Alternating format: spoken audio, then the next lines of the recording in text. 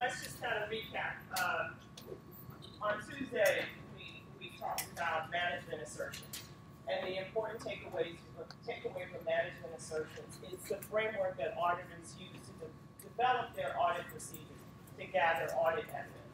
So auditors are gathering audit evidence about the assertions that management makes about the amounts that are included in the financial statements.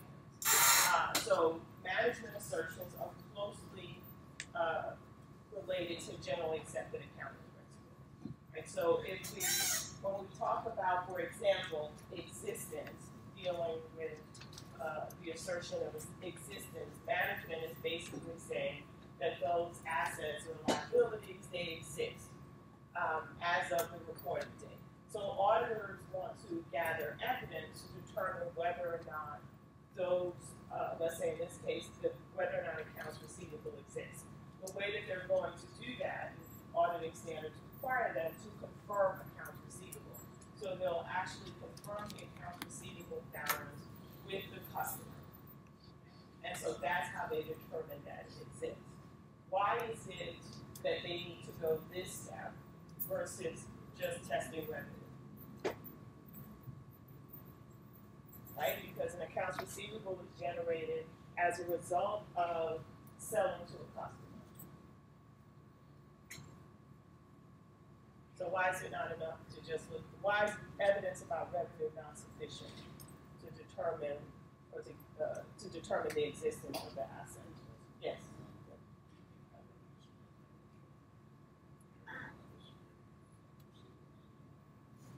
Right, but your revenues are going to be related to accounts receivable, right? So revenue from different areas will not be reflected in the revenue account on an income statement, right? That's other income if you're generating from other areas. Say that again.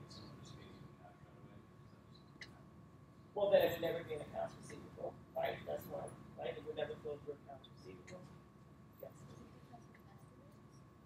What kind of estimates?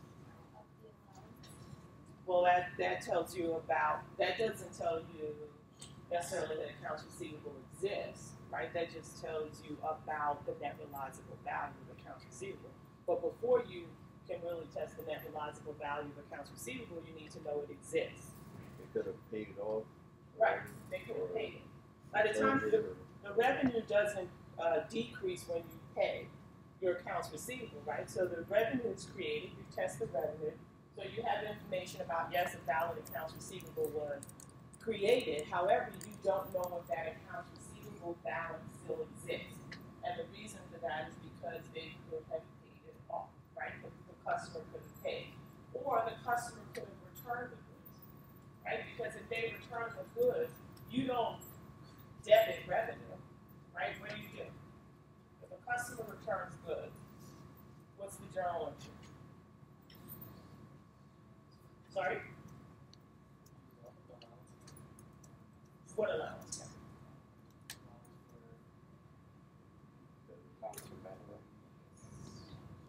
But if the customer returns it, is that a bad debt? It just returns goods. Sales returns and allowances, right? So sales returns and allowances is a contra account. It's a contra revenue account. It reduces the revenue balance in the income statement. Right? So you want to test that it exists, you have to confirm the receivable. And we'll talk about alternative tests if you can't confirm the receivable. But essentially that's the standard, that you would confirm the accounts receivable balance directly with the customer. Right? So again, just another example of how auditors gather evidence regarding the account. Let's look at, someone brought up valuation. So the point of valuation, when you talk about accounts receivable, is to get to the net realizable value of accounts receivable. So yes, this is a valid accounts receivable that was reported, but the next question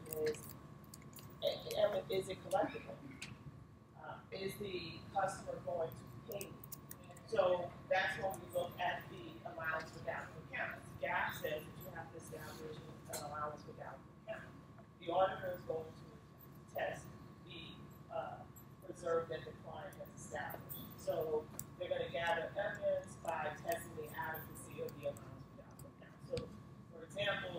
they'll look at the aging analysis that the client has prepared. They'll test the adequacy of that aging. Does it, is it correct for one example, the accuracy of the aging? Meaning, are the receivables included in the current bucket all representative of receivables that are current, less than 30 days? Are the receivables that are included in the 120 days, does that represent all receivables that have been outstanding for over 120 days? But that's just one part of it, right? That's the aging. We also need to know about the percentages they assign to that aging. So the auditor has to test the reasonableness of the percentages that they apply to each bucket. And that's what we mean by gathering evidence to test the adequacy of the allowance of doubtful accounts. Yes? That's like the reasonableness. Would they use like historical information with the company or like credit ratings or right, they would want to make a combination of both of those. Right? So basically one of the things you would want to look at, because that's what, remember, it's an estimate, right? So the client estimates that we won't, of receivables that are outstanding 120 days, we generally collect 50% of those receivables. Ultimately, they're collectible, 50%. So the auditor will look at the history of that. Does that make sense? And also look at those accounts over 120 days, probably in more detail. They might select a sample of accounts or accounts over a certain dollar amount and gather more evidence about those particular receivables that are outstanding. So, but yes, you have to look at the history of collection, the collection history, to determine the reasonableness of the percentages that the client is assigned. You could also talk to people who are responsible for collecting the on-account receivable. So there are a number of procedures that they perform to try to get get a good understanding of how reasonable the percentages are. Okay. All right. So let's take a look at problem 353, exercise 353 in chapter 3, general audit procedures and financial statement assertions. So why don't you take about 5 minutes or so, 10 minutes to go through that problem. So the point in this exercise is to get you to think through different types of audit procedures and what you know when you perform those audit procedures. Okay. So let's start with the first one. Vouching, I think it is, right?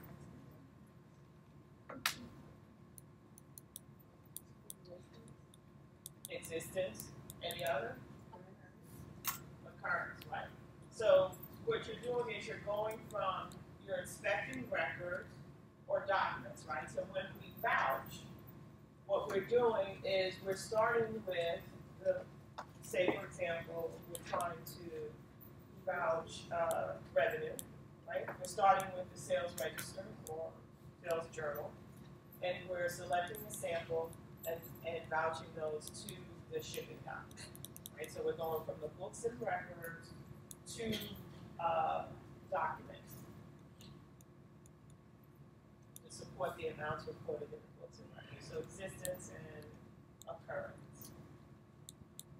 What about the next one? I think it's tracing. Completeness, right? And cut off completeness, right? So you're actually, when you trace, you go in the opposite direction. And so what completeness is trying to test is whether or not everything that should be recorded has indeed been recorded. So again, staying with the shipping, right, we would start instead with a sample of shipping documents and trace those back to the sales register. Right, so that way we determine that those things that should be recorded, because I have a shipping document that tells me I should record it, is indeed recorded when I'm tracing to the sales register. What about number 3? Was that the same thing? Yes. So what do you think there? Yes. Existence, completeness, anything else? Anyone have anything evaluation. Well, scanning can tell you a little bit about everything, right? So all of the assertions, really. However, what's key here with scanning is not enough evidence. And so we'll talk in a minute about the appropriateness and sufficiency of the evidence. Right? So you can scan, for example, the payroll register for the month, right? And you can see if there's you're looking to see if there's anything unusual, or looking for the entries to the payroll register for the month.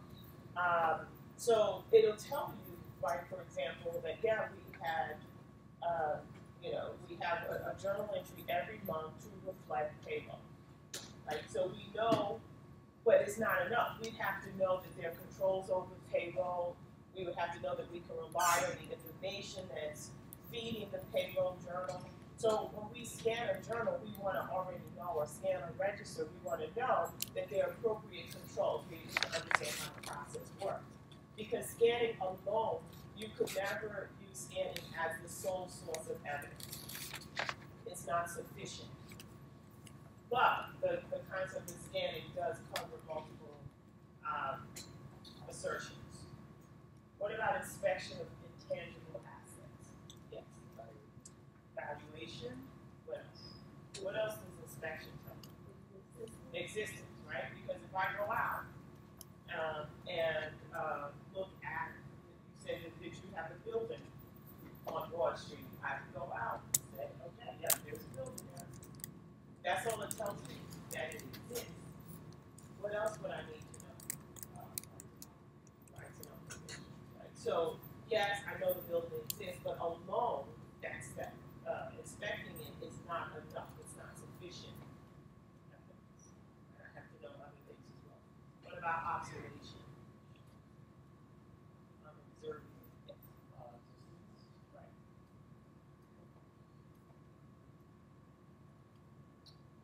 Depending, right? Depending on what you're observing. What about confirmation?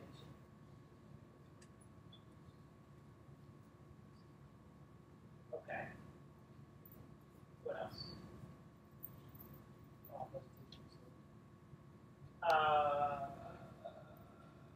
They will tell you something about it. What else? Yeah. What else? Maybe not. Maybe. Yeah. It's a 10.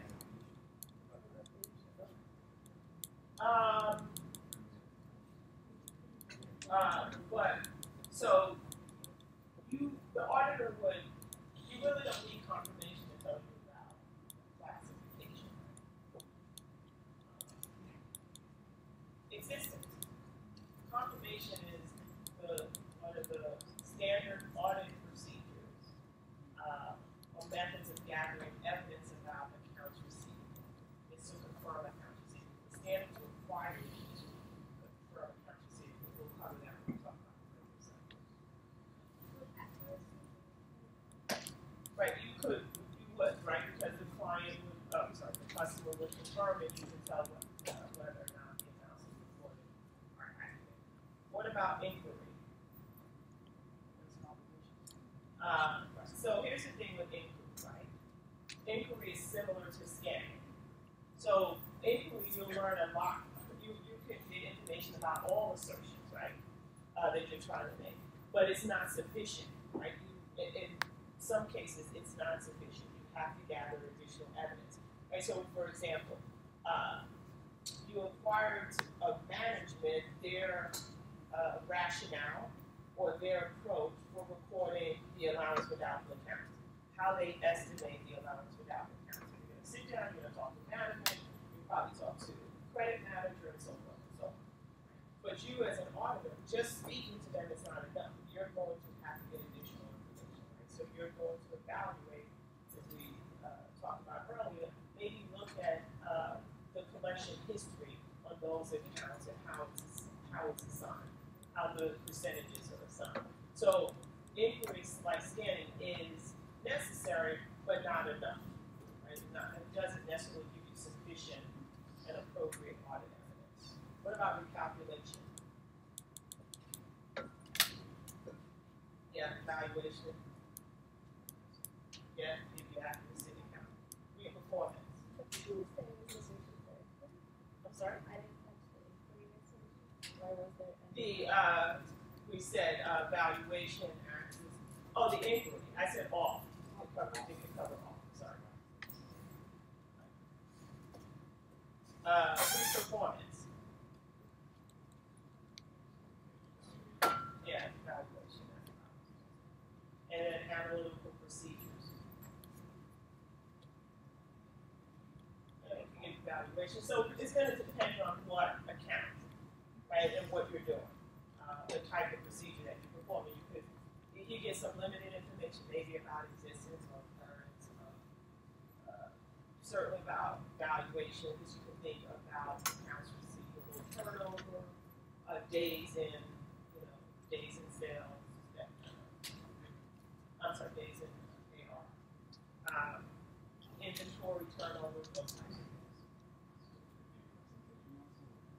No, because when you're performing analytical procedures, a presentation or disclosure is how the information is presented in the financial statements and whether or not the disclosures are adequate. Okay. All right. So let's talk about audit. Okay. So management makes assertions. Auditors have to collect audit evidence, and they collect that audit evidence by performing audit procedures. So we talked about the different types of audit procedures that auditors use, right? So the key determination auditors have to make is whether or not they have to understand what the relationship, like what accounts are in a particular cycle, and what would constitute appropriate evidence. And so they gather that by understanding how the client's systems, accounting information systems work, whether it's a manual system, whether it's a computerized system, whether it's a highly advanced computerized system like an ERP system. So they have to gather an understanding about that to determine what would constitute evidence, sufficient and appropriate evidence. So when we talk about evidence, that is the basis that auditors make an opinion on, give an opinion on the financial statements. The evidence has to support the opinion that they give on the financial statements. So when we look at evidence, right, in terms of its relationship, so the auditor comes in, the client has a set of financial statements. Related to those financial statements, management makes assertions about the amounts that are recorded in the financial statements. The auditor performs audit procedures in order to gather evidence about the fairness of the amounts recorded in the financial statements.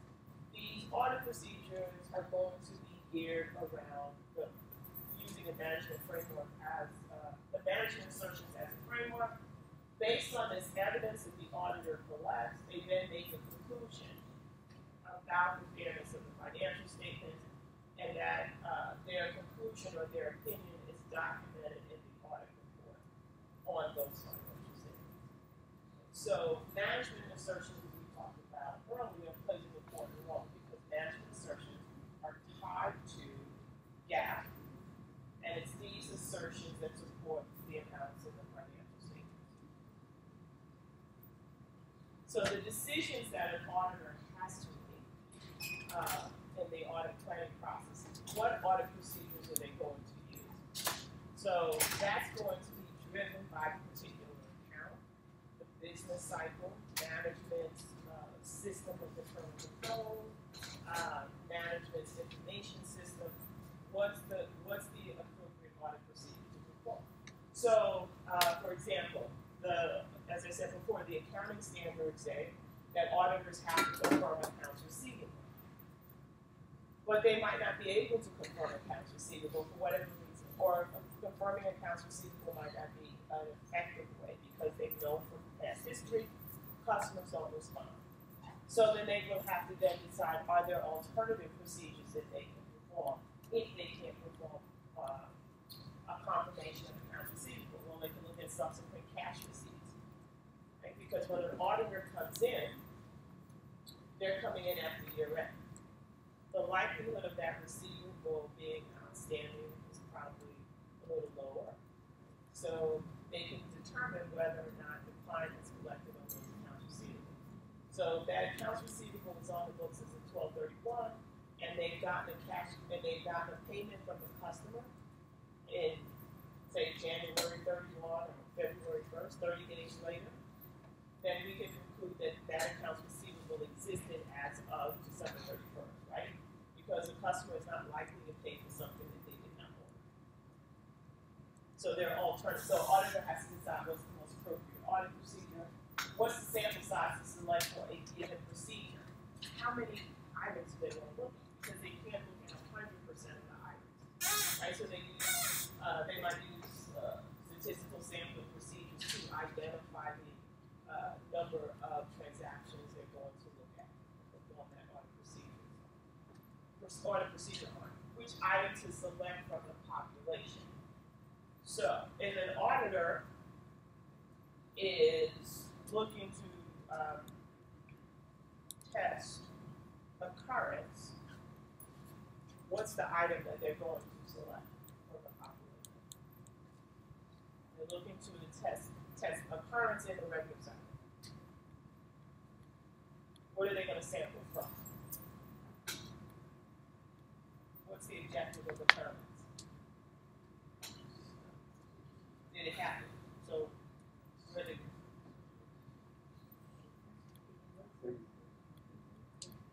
I've heard invoices.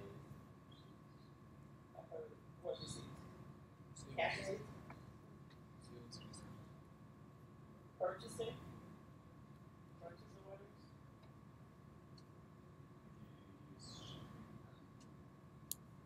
Okay. Well, what items are you going to sample from? Where's your sample going to? You have to select some items. Where are you going to select those items from? Well, we don't want to select from purchasing, right? Because that doesn't have anything to do with revenue cycle. Sales register. Right? Because what's the objective of occurrence? See if it happened, right? Did it happen? So we want to know that the items that you reported in the sales register, did it happen? Are they valid revenue transactions? So I'm going to have to start with a sample of items recorded in my sales register. And then my audit procedure is going to vouch those to a shipping document. So for the sample that I select, I want to see corresponding shipping documents. And that's how I determine that it's valid. What's my sample selection if I'm going to test completeness?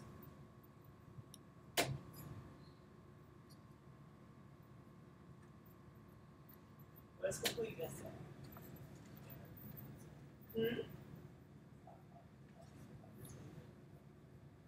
Well, the assertion about completeness is telling the auditor, the management is asserting what when they say transactions are complete. That's the gap for revenue, right?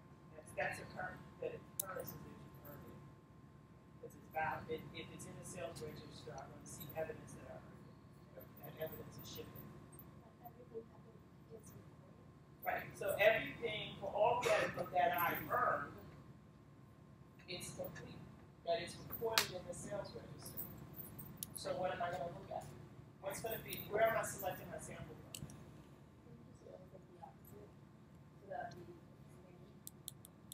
No, that's a procedure, but what's the sample? Where am I selecting? What documents am I going to look at?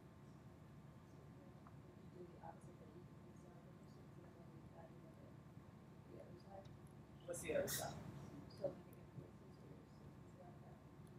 Invoices won't tell me that I earned it. Invoices just say I billed it. Shipping documents, right? Because shipping documents, how do I determine that revenue's been earned? We just said that for me to test whether or not the amounts that I reported in my sales register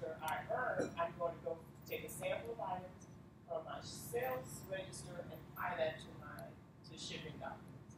So if I want to make sure that everything that I earn, I've reported, then I'm going to start the other way. So I'm going to select a sample of shipping documents. See the relationship between, that's why it's so important to understand the assertions. You should ask yourself, if I perform this procedure, when I perform this procedure, what will I know? When I select a sample of shipping documents and trace those back to the sales register, I will know that everything that I earned is recorded in the sales register. I reported what I earned.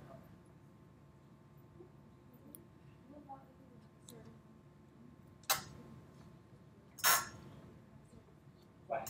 So then you have to look at, so if you're a company that provides services, so for example, a public accounting firm or a law firm, good question. I provide service. So there's not going to be any evidence of shipping, right?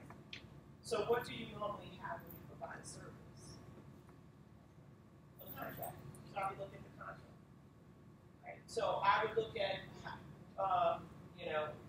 and most times we look at billings, right? Because if I build you want to look at billings and see if I build that customer. You might want to look at timesheets to see that people tied to the contract look at timesheets because and especially in service industry, well, this is where internal controls are really important as well, which we'll get into in a few weeks.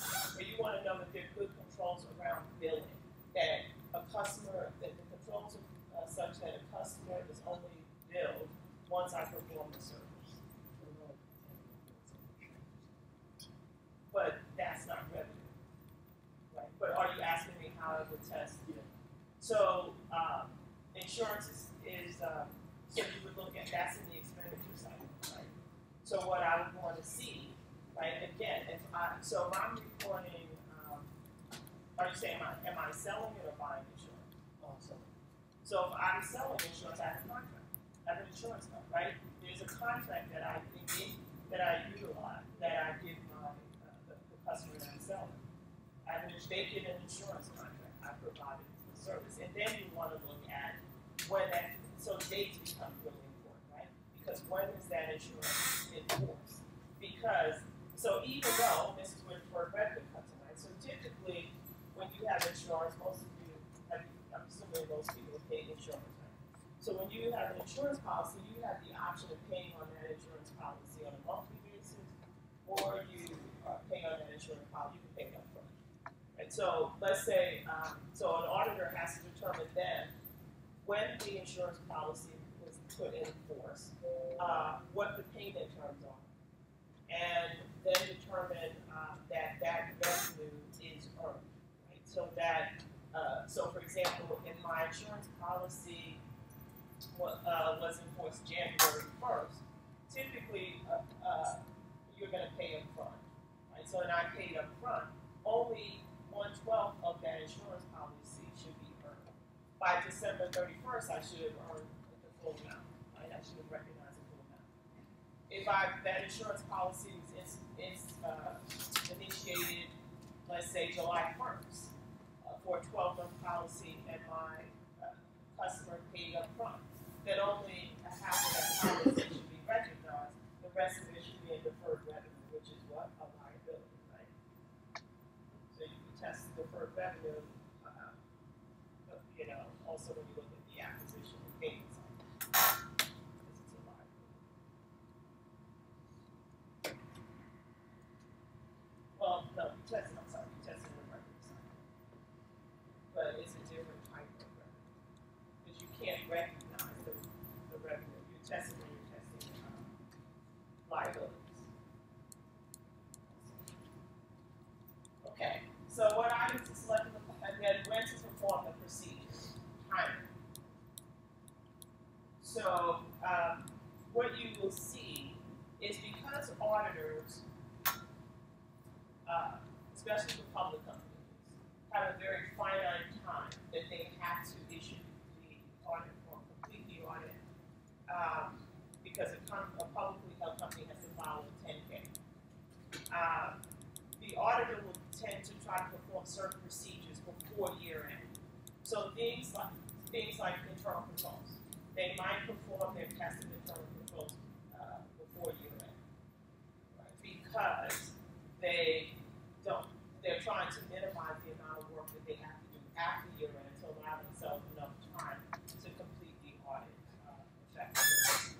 So you might look at internal control procedures. The auditor might decide if they believe this client they're going to rely on internal controls, then they might decide to test internal controls prior to year end. Or they can perform some substantive testing of account balances prior to year end, let's say for account balances that are not material or non-significant account balances. And just roll forward. If the client has a really good system of internal controls, the business is not very complex, the auditor might try to do some preliminary testing prior to year end and then just roll forward the balances. So those are the decisions. So those are the 4 audit evidence decisions. There are 2 determinants of the persuasive. So audit evidence has to be persuasive, right? Because remember, this is the basis upon which we form our opinion about the financial statements, and that's what appears in our audit report. So the 2 determinants are the appropriateness of the evidence, which speaks to relevance and reliability, and the sufficiency of the evidence, which gets to the concept of quantity, the amount of evidence. So, in making these decisions, it has to be both persuasive and you have to consider the cost, right? You do not have the auditors don't have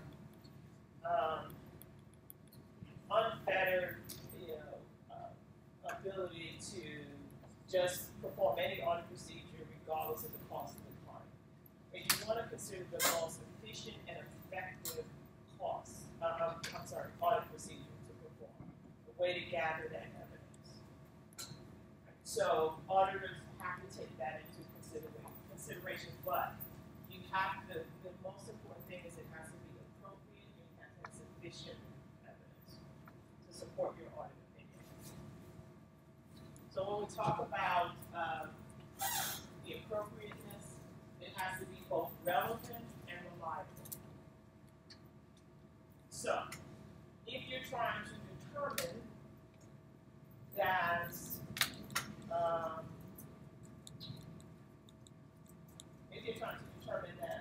revenue is earned, right? You're not going to look at the invoice. That's not the most relevant. It's not that it's not important, but it's not the most relevant piece of evidence to tell us that revenue has been earned, right? Because the invoice is what the client uses to bill a customer. Right? It's a client-generated document used to bill the customer.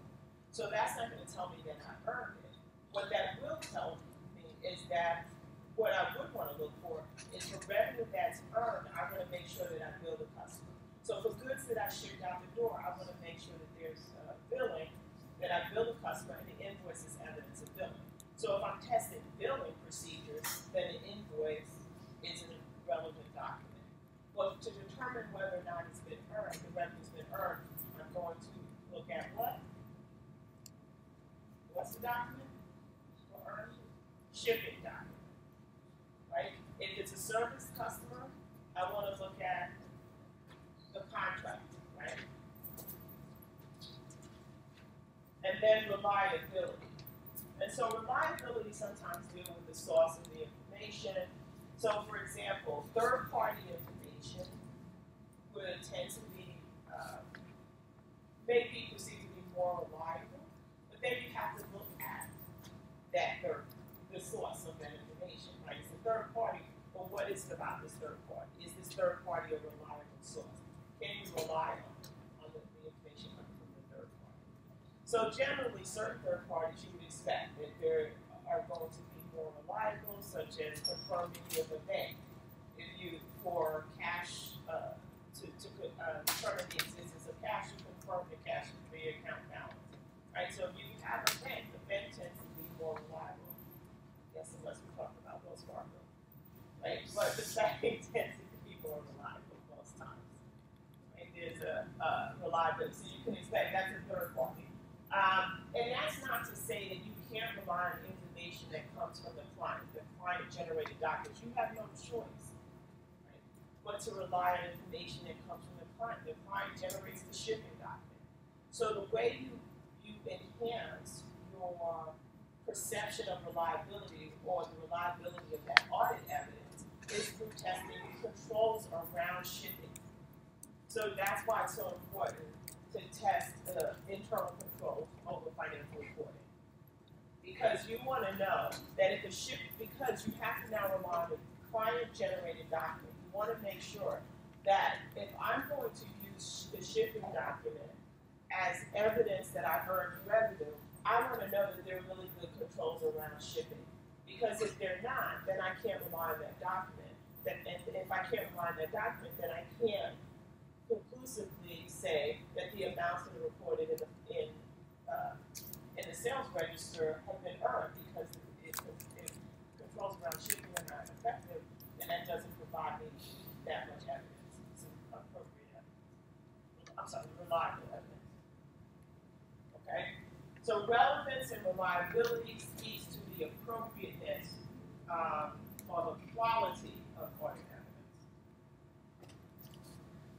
So 6 characteristics of reliable evidence would be the independence of the provider, and I just gave an example with a bank being a third party, or if you confirm the company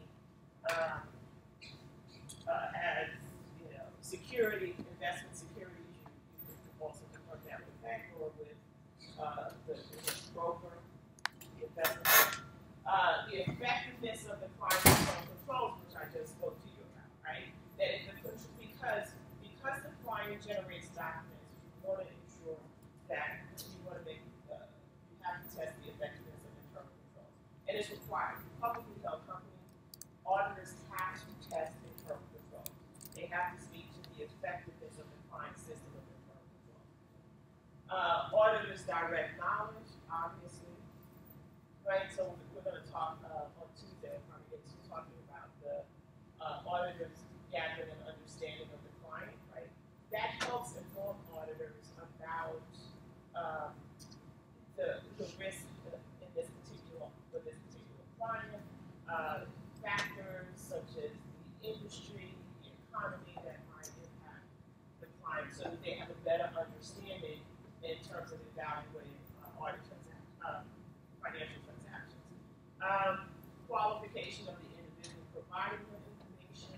So in other words, if you want to know about flexibility, you probably shouldn't speak to the warehouse manager. Right? If you want to speak to the credit manager. Degree of objectivity, and then the timeliness of the information of the evidence. Right? So if we're looking at something at 1231, we're looking at 1231 balances. We probably don't want to look at information that is so far. If we're trying to assess, for example, the allowance for the adequacy of the obsolescence reserve, we might not want to look at the evidence that 6 or 7 months out from 1231. Because there's so many things that can change in that 6 months. In those 6 months, it could impact. So the sufficiency of the audit evidence deals with the quantity of the audit evidence. So when we talk about the audit risk model, we'll get into this more in terms of the nature, timing, and extent of audit evidence. So this deals with the extent of audit evidence. So the greater your risk and material misstatement, you're going to want a higher amount of evidence. So you need more audit evidence. Because when you have a higher risk and material misstatement, basically what you're saying is the client doesn't have a system, for one, a system of internal controls that are effective to mitigate any errors or misstatements entering the account. You could have a very or the client has a complex number of transactions, types of transactions that flow through their business, and they don't have good internal control. So when we talk about the audit risk model, we'll talk about the components of the risk and material statement in more detail, but essentially it's the inherent risk and the control risk. So the higher the risk and material in the statement, the higher the quantity or extent of audit evidence you're going to collect, and vice versa.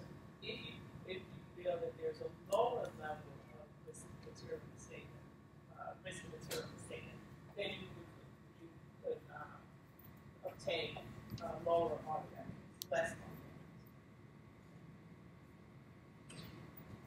evidence. We already went through the different types, but this is summarize physical, examination, confirmation, documentation, performance, observation. So these are standard types of audit evidence that you can collect, and you have to evaluate, right, what is going to provide you with the most sufficient audit evidence, what's relevant, what's reliable, and the quantity of that audit evidence. So, for example, with confirmation, if you're confirming accounts receivable, that is the most relevant and reliable type of audit evidence for confirming the existence of accounts receivable. All right, knowledge check before we move on.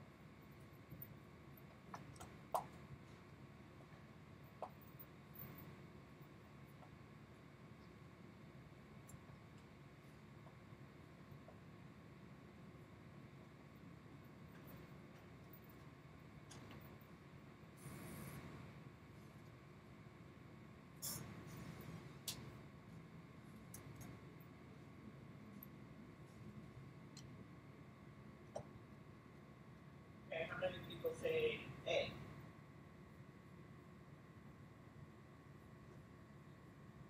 What about B?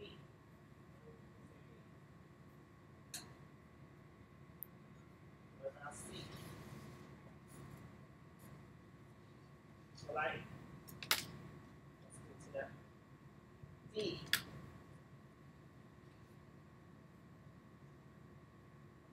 Okay. So remember, what's the performance principle? What is that? Remember, these are from at least three of these anyway, generally accepted auditing standards. So what is performance principle about?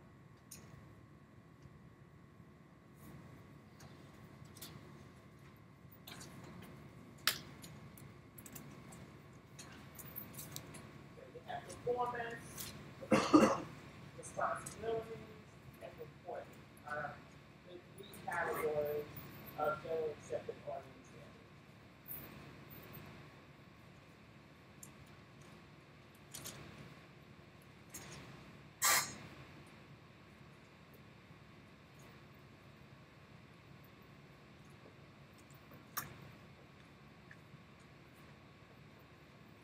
So what is the performance standard here?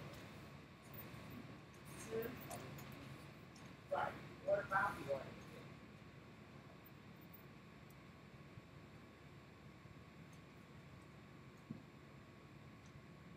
According to it, you might get a report on it.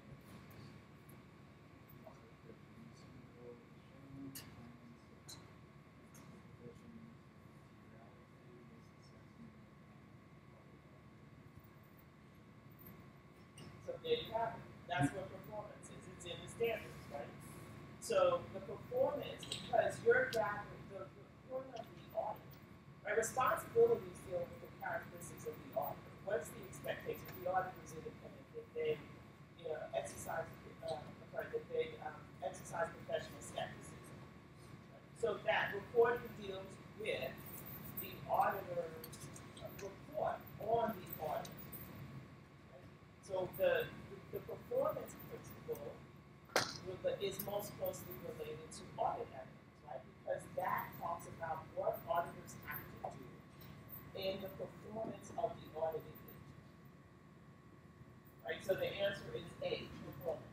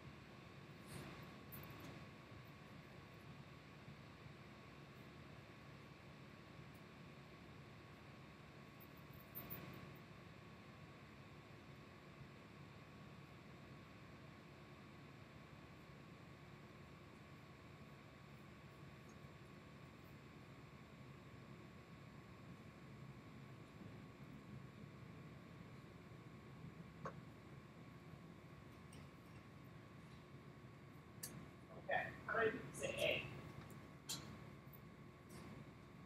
B.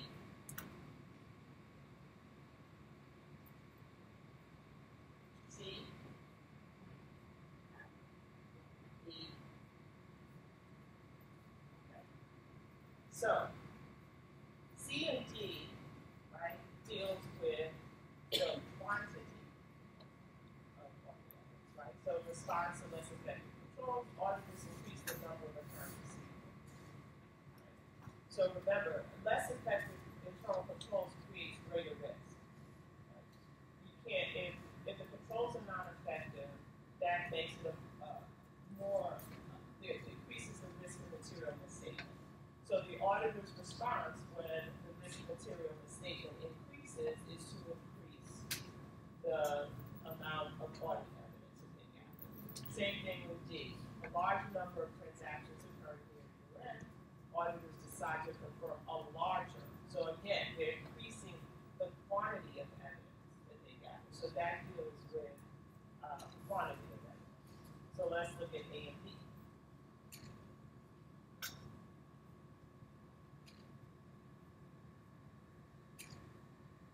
So what's relevant?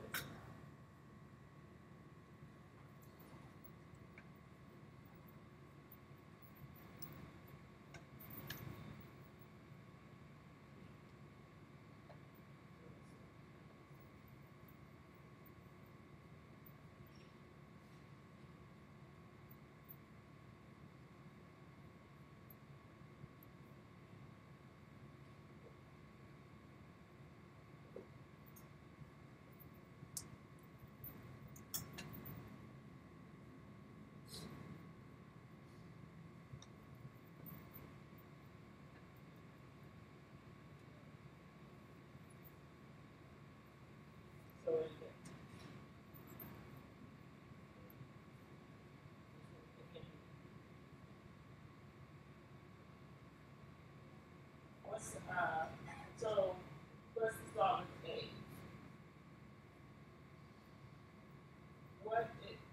What's the relevant information there, if any?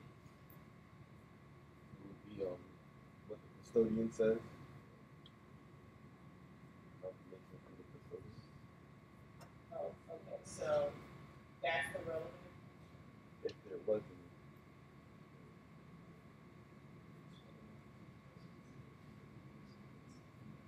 But look at what's the procedure telling?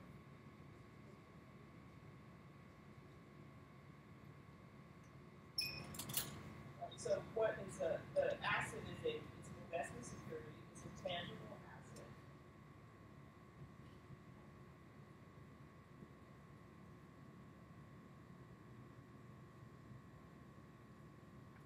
Versus B. What's the relevance? Because we're down to between A and B. So what's the relevant information in B? In that?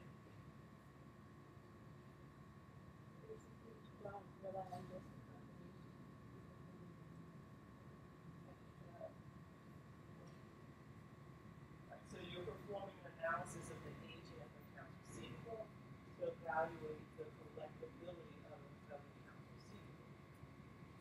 Okay. So what the auditor has here, because they are looking at accounts receivable. So in addition to confirming accounts receivable, auditors perform an analysis of the aging of accounts receivable to evaluate the collectability of the accounts receivable. So the confirmations are relevant, right, because you're getting it from an independent third party. And the auditor does an analysis of the aging, and that's going to be based on the auditor's, based on the client's information the client presents the auditor. So really, it's actually, when you physically inspect something, you physically inspect the investment securities held by the custodian instead of confirmation from the custodian. The auditor, the custodian can make a mistake, right? But the auditor is physically inspecting it. So they go out, touch it, feel it, see it, it exists, They know how many shares they have. They can see that the client owns if the client didn't own the security, then it wouldn't be with the custodian. Right? It would have been sold. If the client sold it, it wouldn't still be with the custodian. So the auditor physically observing something that they could look at, they could see that it's still in the name of the client, they could see how many shares there are, they could see them. That's more relevant. The auditor is the auditor's knowledge, the auditor's observation of it is probably relevant.